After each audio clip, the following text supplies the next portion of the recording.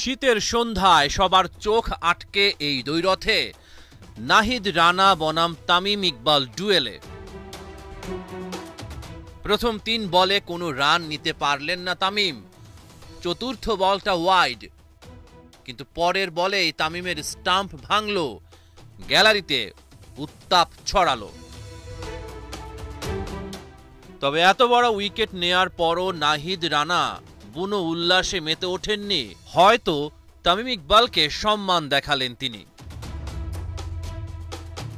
Big ম্যাচে রংপুর রাইডার্সের মুখোমুখি ফরচুন বরিশাল। নাজমুল শান্তকে নিয়ে বরিশালের ইনিংস শুরু করেছিলেন তামিম ইকবাল। এই ম্যাচেও ব্যর্থ নাজমুল শান্ত, শেখ মেহেদীর বলে ক্যাচ দিল। তামিমের ব্যাটেই এগুতে থাকে বরিশাল। 5টা 4 আর একটা ছক্কা হাঁকিয়ে কাপ্তান তখন উত্তাল।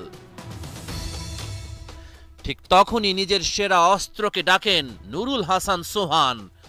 নাহিদ রানার বলে আউট তামিম, নামের পাশে 18 বলে 28 রান।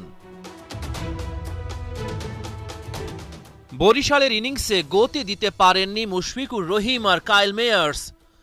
78 রানে 5 উইকেট তুলে নেয় রংপুর রাইডার্স।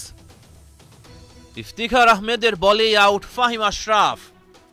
2 পাণ্ডব ফিরে যাওয়ার পর মাহমুদুল্লাহ রিয়াদকে নিয়েই ছিল বরিশালের আশা। সাইলেন্ট কিলারকেও ফেরালেন নাহিদ রানা। শেষ দিকে 19 বলে 21 রান করেন মোহাম্মদ নবী। ফরচুন বরিশাল 124 রানের বেশি করতে পারেনি। অনূর্ধ্ব-19 এশিয়া কাপে বাংলাদেশকে শিরোপা জেতানো আজিজুল হাকিম তামিম আর ইকবাল হোসেন ইমন